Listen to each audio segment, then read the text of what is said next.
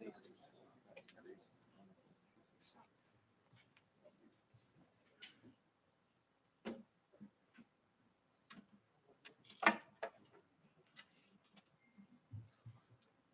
morning.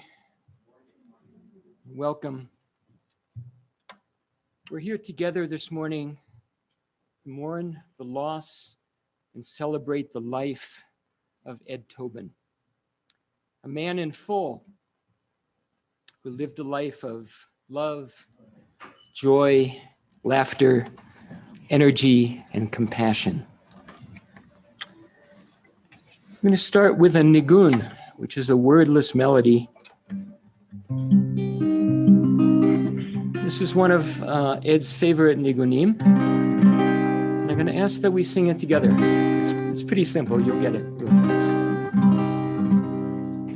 Yai da diddy die da diddy dum dum dum die da die yai da diddy die da diddy die yai da diddy die da diddy die dum dum die die die yai da diddy die da diddy die.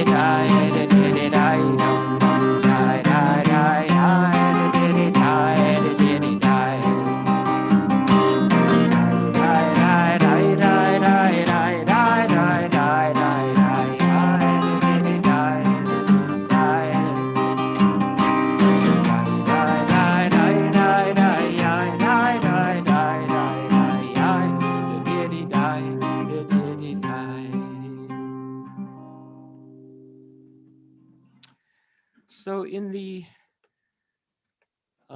Pirkei Avot, which is an early kind of proto-Talmudic set of writings, there's a line that goes, "Turn it and turn it again, for everything is in it."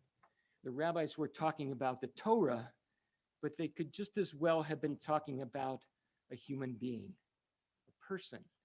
We are all complex and multifaceted, kind of like an Ed Towbin painting. And our hesped this morning, our eulogy, will be a mosaic of memories from some of Ed's family members. And we're going to start things off with his children. Mike?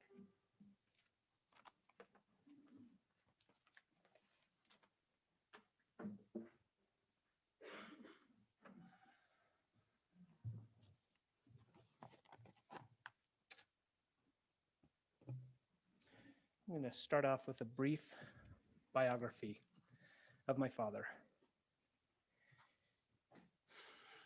To all of you here today, in person and in the Zoomiverse, thank you for coming to honor and remember a husband, a father, grandfather, friend, teacher, and sage. Ed Towbin was born in Denver on May 22nd, 1937, to Lena and Samuel Towbin. Samuel was a general practitioner who made house calls and took his kids along often. This was during the polio epidemic. The family had a cabin in Indian Hills and spent time there to be out of the city and away from others. Sam owned the water company for the town. Nobody else was willing to do it. And Ed and his older brother, Howard, were charged with keeping the system running. Ed looked up to Howard, and the two made the best of the tedious, back-breaking work. Ed's grandfather, Mike Towbin, there's a song, I'm my own grandpa. I'm my own great-grandpa. Ed's grandfather, Mike, had emigrated from Gorky, Russia, and settled in Cripple Creek, where he peddled goods to gold miners in the early 1900s. Sam himself was a gruff man, one of 7 children, an old school family doctor with an office on the ground floor of their home and the family living upstairs. Ed's mother, Lena Topel, was also a Denverite, born in 1912. She and Sam married in 1933. She worked in his office, taking care of the books. Howard was born 2 years later, and Ed followed 2 years after that. They lived at 32nd and Wyandotte on Denver's north side, primarily an Italian neighborhood. Ed attended Cheder 4 days a week and Sunday school, and went to shul on Saturdays at the Alliance on the west side. He attended Ashland Elementary, Skinner Junior High, and North High School. There, he was impeached as junior class president for cutting class and missing a pep rally. They knew he wasn't there because he was a cheerleader and he was to be featured at the rally. Ed enjoyed being a cheerleader, and he dyed his beard purple and gold on at least one occasion. Ralph and Neil called him Harold Teen, who was a rah-rah comic character at the time, when he came calling for Bobby, proudly wearing his purple cheerleading sweater. Ed met Bobby Goodman at a birthday party. Ed was already a bar mitzvah. Bobby was 11. She recalls he was a mature young man and called on Bobby into the adjacent room to make a special delivery during a game of post office. 25 kisses, which she opted to receive on the forehead. They didn't see each other again until Ed visited Gove Junior High School about 2 years later as a spelling bee finalist. He was peering through a music room door and espied 13-year-old Bobby, and they caught a brief glimpse of each other. They began dating a year later. Everybody used to hang out at Marilyn Friedman's house. It was a place to be. Bobby had been playing tennis with Helene Zarobnik, and they headed to Marilyn's house after. As they approached, they saw a 44 coupe outside, and Bobby remembers being very impressed. Ed drove the girls home, again, so mature, along with his good friend Ron Handler. There was an upcoming AZA dance. Ed already had a date. Sorry, lost my place. So Ronnie asked Bobby to the upcoming event. Ed said, that was okay, but that would be the last time. Bobby and Ed started dating after that. They broke up after a few years, however, before Ed went away to attend college at MIT. That was Bobby's idea. Ed was devastated. After his second year, Ed came home for summer vacation and proposed. They got engaged. Bobby was 19 and Ed 21 when they married on August 25th, 1957, with a bridal party of 13. They were married at Beth Joseph Synagogue by Rabbis Lederman and Goldberger. Ed was in his third year of a 5-year architecture program, and they lived together in Brookline, Mass. His first assignment out of design school was in Worcester, working for a developer. Ed was to design a motel that looked like the United Nations, which he thought was pretty cool. Ed was in ROTC, mandatory at MIT the first 2 years, and since the draft was in effect, he chose to stay in ROTC and enter the Army as an officer. After repeatedly falling asleep in class, he was told by his instructor he was the worst soldier he'd ever seen.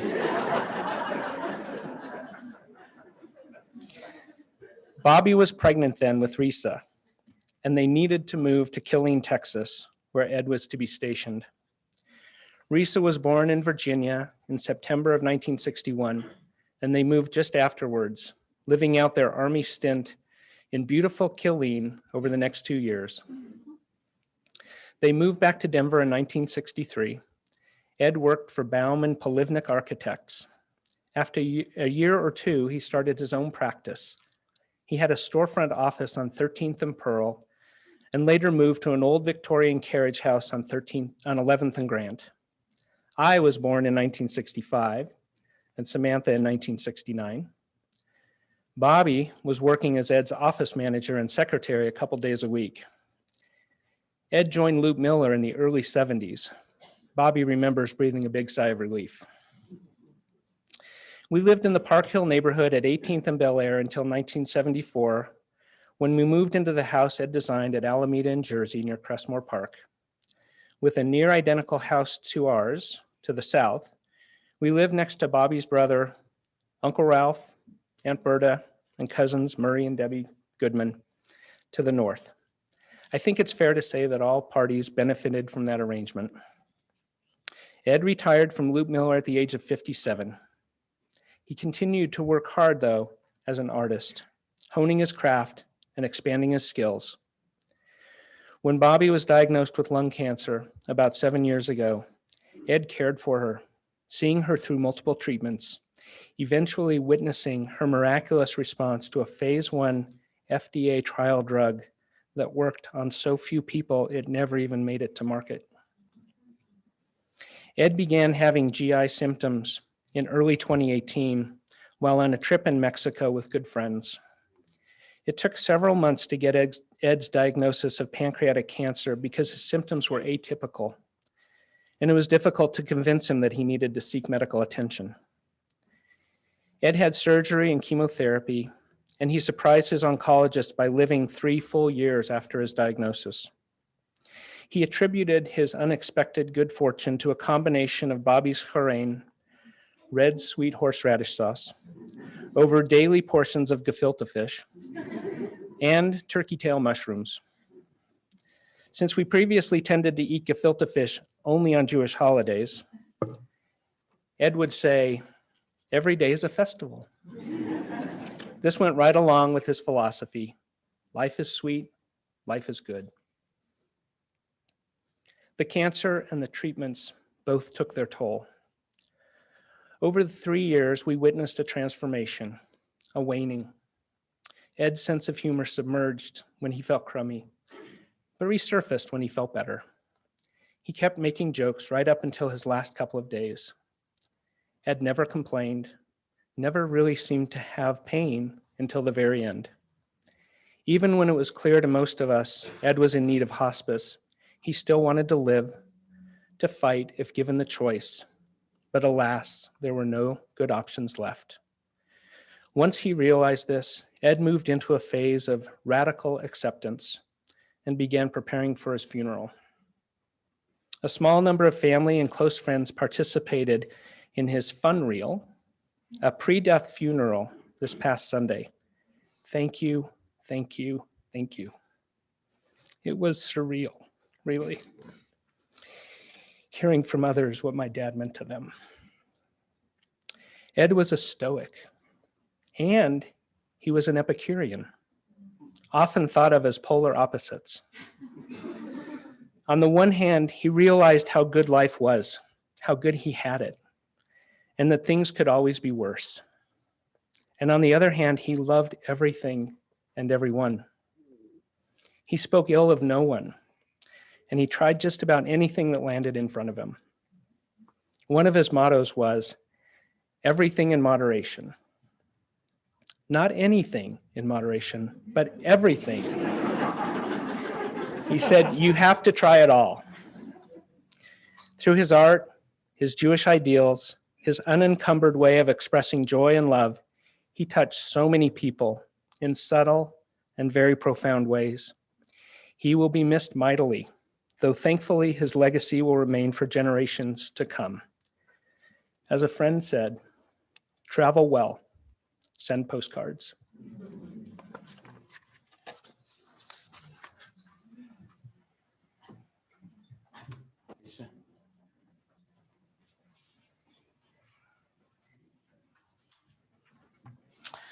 I'm Risa, the oldest child. Thanks for being here. I'm going to talk about my dad's work. My dad was an architect. He had his own practice for several years and designed a handful of beautiful houses, including the one our family moved into in 1974 and never moved out of, next door to Uncle Ralph and Aunt Berta, and the one in Cherry Hills Village where Aunt Phyllis and Uncle Neil and cousins Susan and Mike lived during our childhoods. The best part of that house was the split-level TV room, all covered in red shag carpeting. Ed joined Loop Miller, a construction and development company, around 1971 and stayed there as head of the architecture department for around 23 years, designing many commercial and multifamily residential projects. When it was built in the 70s, Marina Square was a little gem of a shopping center with high-end boutique shops and hills, trees, and a stream running right through the middle. His tallest project was a handsome 9-story brick office building on Sims out by the foothills. It was fun knowing which buildings my dad had designed and spotting them around town. I worked as a peon for my dad at Loop Miller during high school, and I got a degree in interior design, but my dad discouraged me from following him into architecture. It is a tough field. Only a small percentage of architects get to design flashy, high-budget projects. The rest largely toil in obscurity, designing the spaces we all live, work, and shop in every day, making them safe, functional, and if we're lucky, beautiful too. But the more Loop Miller grew, and the more architects Dad managed, the less designing he actually got to do. He was spending more and more of his time in front of city councils and planning boards. So he retired from architecture when he was 57. Ed had always been an artist working in a variety of vernaculars, all abstract. A great many of us in this room count ourselves lucky to own his abstract work and look at it every day. But at 57, he wanted to see if he could make representational art. That is, art that faithfully represents the thing being drawn. He began taking oil painting classes at the Art Students League, becoming an acolyte of the master painter Kwang Ho. Every kind of art is an exercise in seeing more deeply, both for the artist and the viewer, and Ed's landscapes, portraits, and flower paintings from his late stage are classic examples of this. His favorite technique involved laying a grid over a photo and transferring the image to a canvas. This is not unusual. What made Ed's technique special is that he would only expose the grid square he was painting at that moment, creating a shimmering effect as the color of each square would vary slightly. It's an illustration of how subjectively we see color. He would especially labor over his portraits, and they must be the most beloved of his work. He was gratified that so many good friends commissioned portraits from him, and he really captured the spark of each individual. Ed started doing Hebrew calligraphy in the early 70s out of necessity. Denver recons were rewriting liturgy. No recon prayer book yet existed, and in the days before desktop publishing, who knew from Hebrew typesetting? His free-looking yet disciplined Chinese brush-style Hebrew calligraphy was a perfect outlet for Dad to adorn the texts that spoke most to him, especially Pirkei Avot and the names of the Kabbalah Sfirot. Which brings us to Ed's last great life's work, liturgy. Ed was an Orthodox Reconstructionist.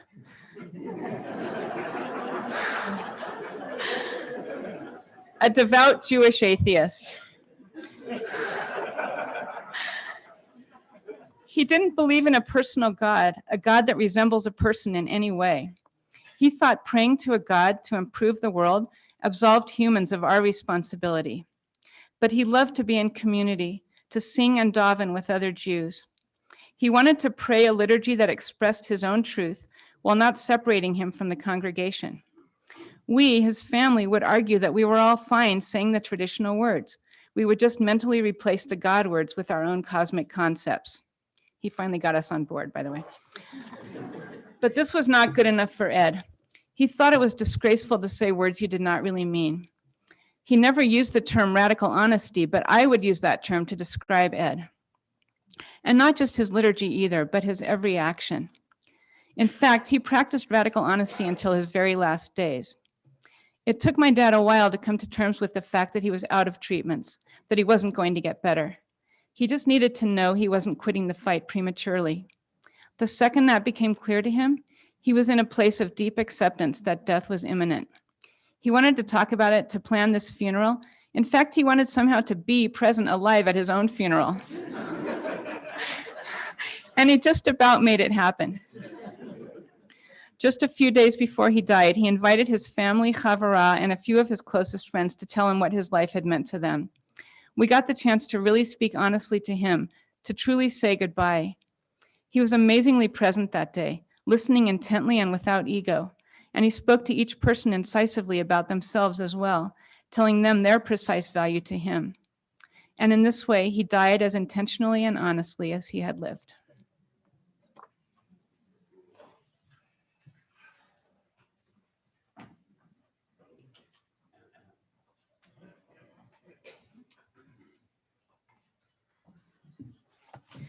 Hi, I'm Samantha, the youngest, the baby. And I hope you're all comfortable because one of my dad's dying wishes was that I read his liturgy studies to you all. So I hope that's okay because we're going to start with foundational Reconstructionist ideas for amending liturgy. One, no, just kidding. That one was for you, Dad. My dad, we always said to my dad, anything for a laugh. So. If I get too teary, I'm going to go back to that. So, okay. There were so many wondrous things about my dad. He was a problem solver. MacGyver had nothing on Ed Towbin. He could fix anything with duct tape and or super glue. He always had a system for everything. Oh, darn, I forgot it. I was going to offer you Exhibit A, which was his date book. It usually had rubber bands around it and sliding tools, had little pockets made out of pieces of plastic and clear tape, and it was always held together with duct tape. Because if you couldn't find what you needed, you could make it. Sharon Haber said, Dad was the only person she knew who could make a Ford Galaxy out of toilet paper rolls and duct tape. Dad taught me other practical things as well, such as how to tear paper in a straight line and approximate measurements with my fingers and hands. A more obscure practice is that of lining up horizontal lines, which I also inherited from my dad. So I often find myself moving my head up and down to make the blinds line up with the windowsill, with the fence beyond that. And Dad taught me to really see, so that every scene, but especially any view of nature, was revealed to be beautiful and worthy of awe. Above all, the trait that will forever characterize my dad. Sorry. 2, Judaism as civilization. Okay. Will be his sense of humor. Dad was funny. I didn't know this distinguished him from other dads until my friend Kate Thornham started visiting the house. Dad would pull his usual antics, and Kate was enthralled. One time, Kate and I were in my parents' bedroom, and we could see my dad puttering around in the backyard. His shorts were riding low and exposing just a little bit of the top of his butt. I was mildly appalled, and Kate was rolling on the floor laughing. It took me a while to realize that he was playing to the crowd.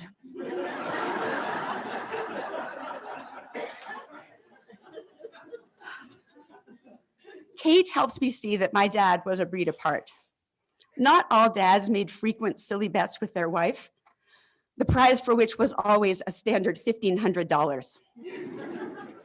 And Dad always made ridiculous bets to make Mom laugh. So I think he owed her about $1 billion by the time he died. One time, he and I were watching a tape of the Kentucky Derby, and he said, "Hey, that was great. Let's watch it again and see if that horse can do it twice in a row."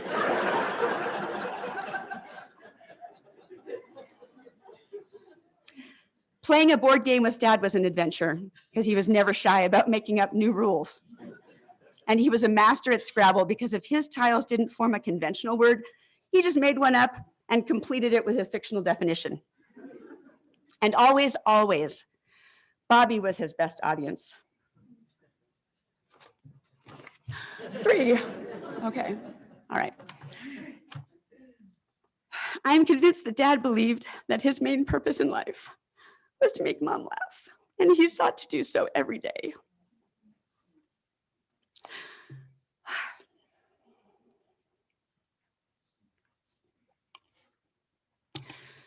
Together, my parents showed me what a successful marriage and lifetime together looked like. And I always knew it must include lots of laughter. I am so grateful to my dad for demonstrating what it means to live a full life and to practice being present. I hope that I will make him proud as I strive to embody the many, many lessons he taught me about how to be a person in the world, a Jew, a parent, a grandparent, a teacher, a spouse, and a friend. Dad was a great friend. Thank you, Dad, for all you did for me. You've been a wonderful father, and I love you so very much. Don't worry, I will keep your lessons with me and carry you in my heart always. And now, part two, let's see.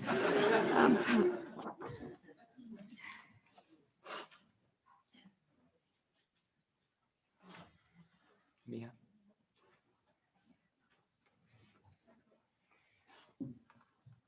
Well, hello, I'm Mia. I am Mike's wife and Ed's favorite daughter-in-law.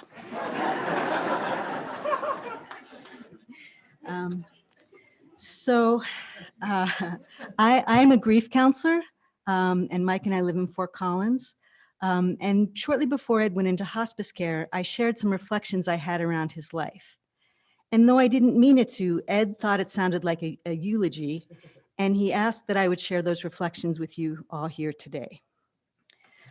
So I told Ed that as a grief counselor, I work with a lot of people who have questions after they lose someone. Things are often complicated, left unsaid, unsettled. But with Ed, everyone that loves him knows that he loves them too. He has shown it all along. He doesn't hold on to the past. He doesn't judge others. He shows up in the present moment, open and accepting. At this point, Ed said, yes, I do that with intention. And I said, yes, I know. You see, Ed knew some of the secret tricks to a good life. They are not actually secrets, but they can be tricky. Ed was mindful of the present moment. With the past unchangeable behind us and the future not a guarantee for any of us, the present moment is all we really have.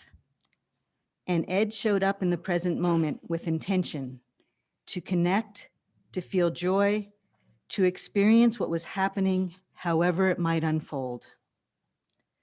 So with presence and intention, Ed modeled for us how to be a good person, how to love, and how to live a good life.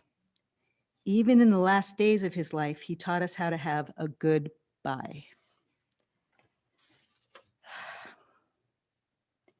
And now we grieve.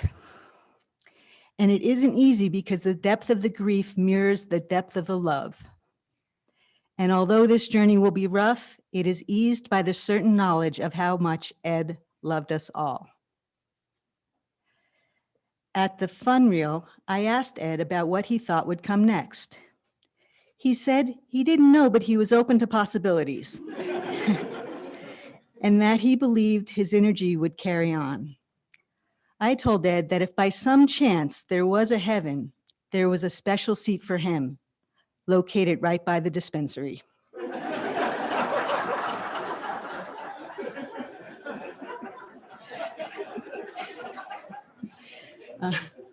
In grief counseling, we encourage loved ones to find ways to honor and stay connected to their person who died.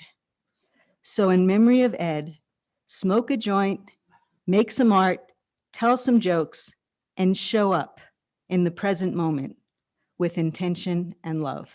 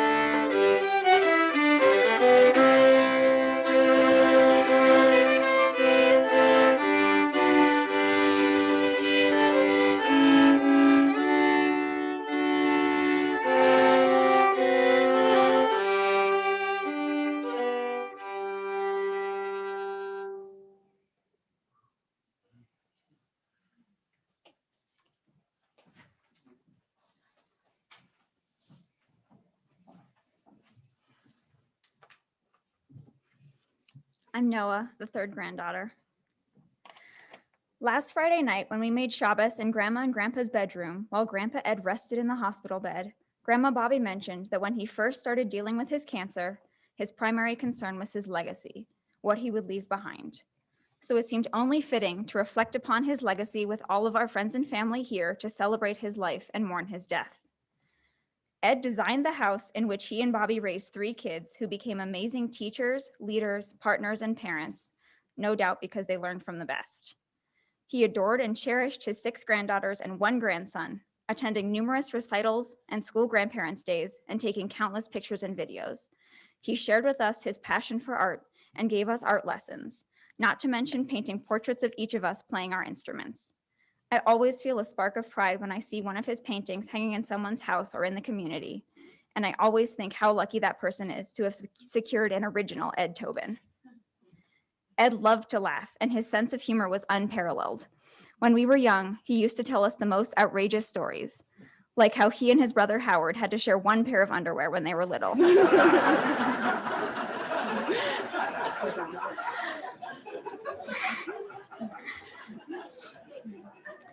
His deadpan was so convincing that we never knew if he was serious.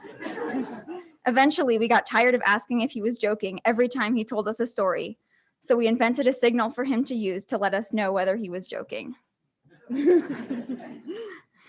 Though we got better at knowing when he was kidding and less gullible, we never stopped enjoying his sense of humor, and he never stopped telling outlandish stories and ridiculous jokes.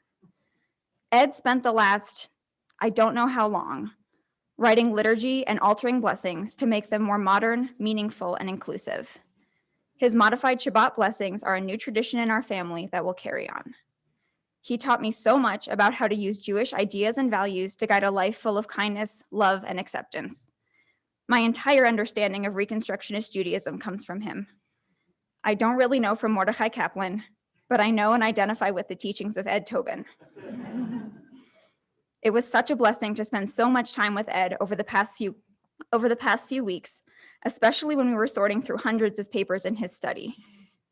He liked to look over each one, appreciating his own work and the work of others that he had saved, and he never wanted to get rid of anything. But his legacy is so much more than the 10 million or so pieces of paper that he left behind. His legacy is his love of teaching and love of learning. It is his art, his humor, his Judaism, his family, and his humanity. Ed has undoubtedly left this world a brighter, more colorful, and more accepting place than when he arrived. He will be so, so missed, but he has left his mark on our community.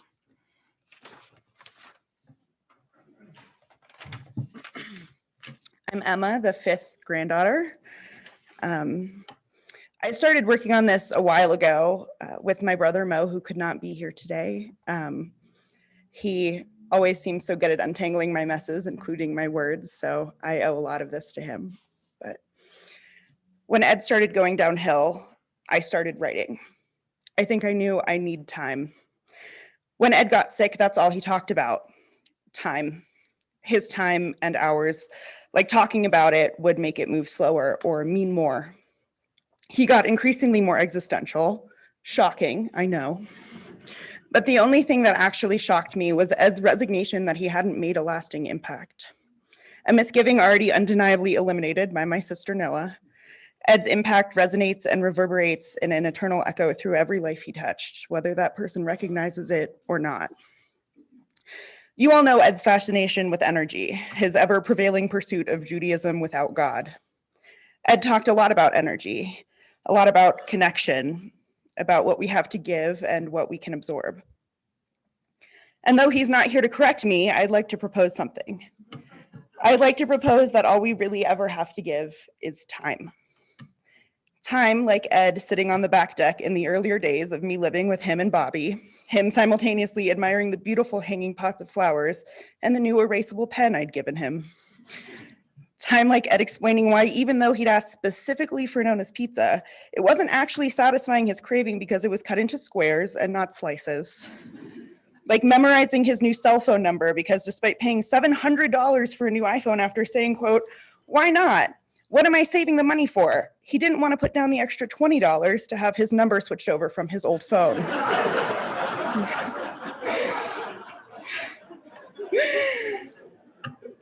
Like the 12 hours he spent, 11 since Rob was driving, in a car driving to Iowa City for my college graduation, yelling into the speakerphone about how beautiful the cornfields were during the sunset, and actually meaning it completely unironically.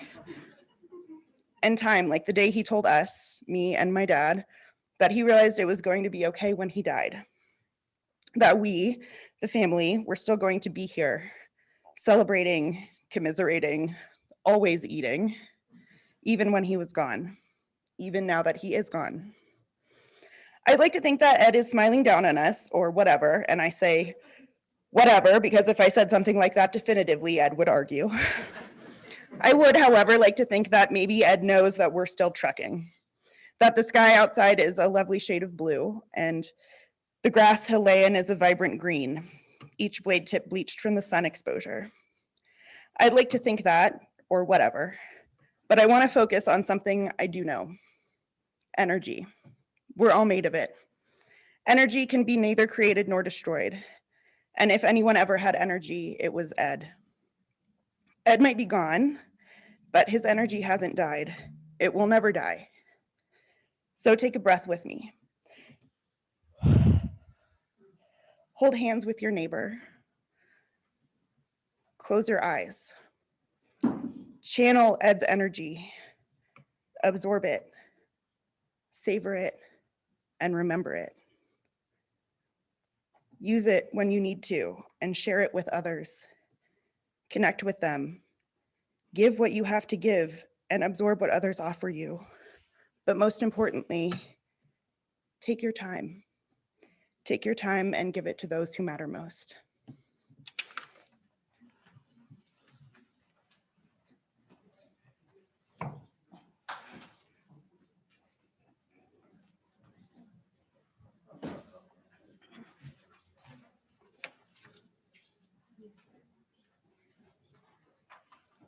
I'm Madeline. This is my sibling RJ. We're the children of Mike and Mia. The other week, my mom said to me, "I hate the idea of a world without Grandpa Ed." And I told her, there will be no such thing as a world without Grandpa Ed because the world has had him in it. Grandpa has lived a full life, full of love that he has given and received in kind. The world will never be without Grandpa because he will always live on the walls of every family member and many, many friends. Grandpa lives in the words of the prayers and in the hearts of every member of the congregation during services. Grandpa lives in the Sunday morning comics and in many inside jokes.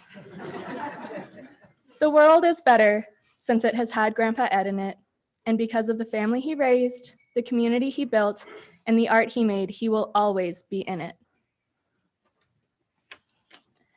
Today, we would like to share with you some words of wisdom that our grandfather dictated to Risa in his last few days. This message is to share his views on life, and he wanted them to be shared with all of you today so that another piece of him can live on through all of us. Life is good. Life is sweet. A gift to be enjoyed with the fullness of joy, if possible, and a minimum of grief. But you need the grief because we're always on the knife edge of joy and grief. The grief needs to be there to bounce off of, to stay on the joy side of the knife edge. With joy, we connect with the sweet, the beautiful, the appealing, nurturing, loving, healing, seeing parts of life. Those are the special gifts. Gifts, but also crafts. It's all here, and we need to make the best of it, crafting joy from the all that is. The all that is not a person.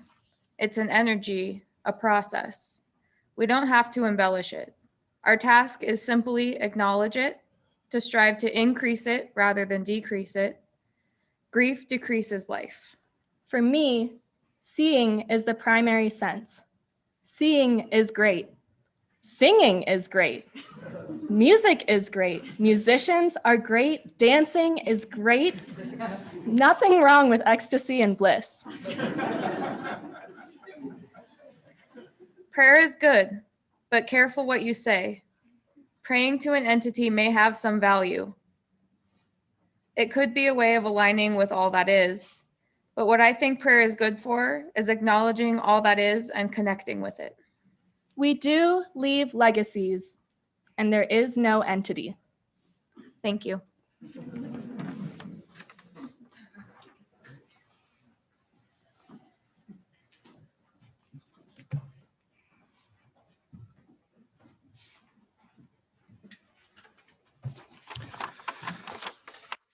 Ladies and gentlemen, just a moment, we'll have a concluding prayer, which will also conclude our service here at Feldman Mortuary. We will have interment at Mount Nebo Memorial Park. We don't have a procession today. However, everyone is invited to the interment. If you'd like to join us at the interment, there are directions to Mount Nebo that are printed. They're also in the handouts if you did get one. If you didn't, more have been printed with both Shiva and the directions.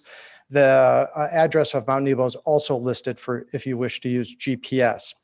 However, I need to make you aware there is major construction on 17th in Colorado. Your GPS may not know that. So you also may be able to follow us, the hearse and the family car. However, if you do, you must obey all traffic laws. I can't keep an eye on everyone to make sure you get through those lights. We're going to take kind of a weird way around all of this, one-way streets and small streets or narrow streets, but we will get there, I do promise. We'll ask you to please refrain from coming forward and speaking with the family. It will delay their process. And even if you are not going to the cemetery, we'll ask you to return to your cars as quickly as possible and start exiting the lot because you might be blocking those who are going to the cemetery. So thank you very much for your attendance. One last concluding prayer.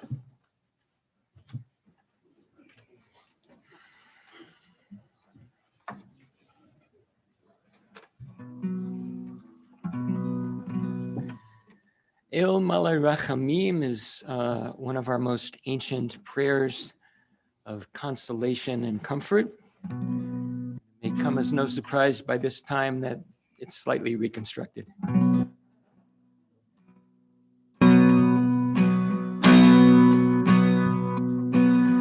El Malay Rachamim Shochen Bamromi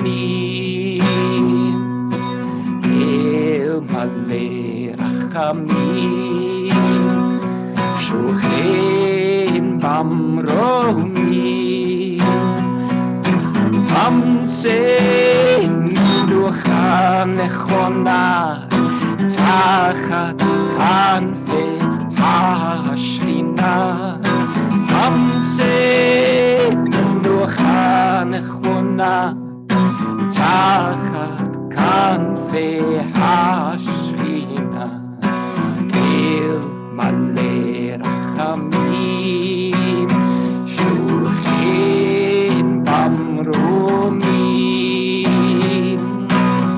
El Malay Rachamim Shulchin Bamromim.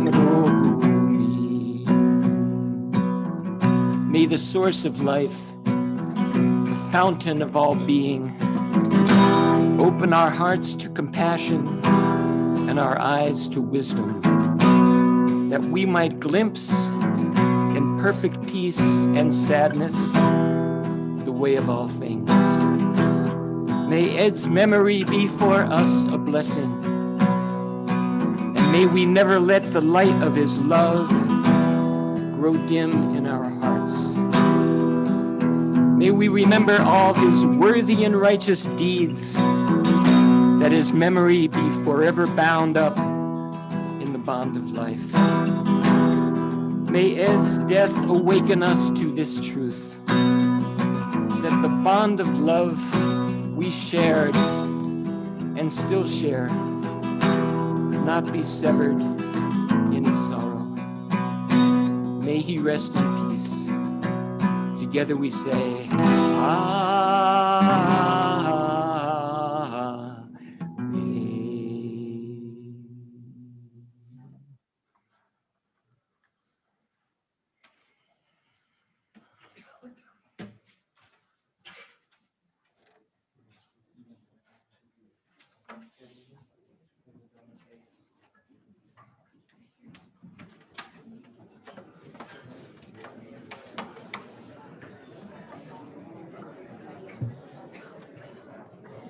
Good. Are you at the call?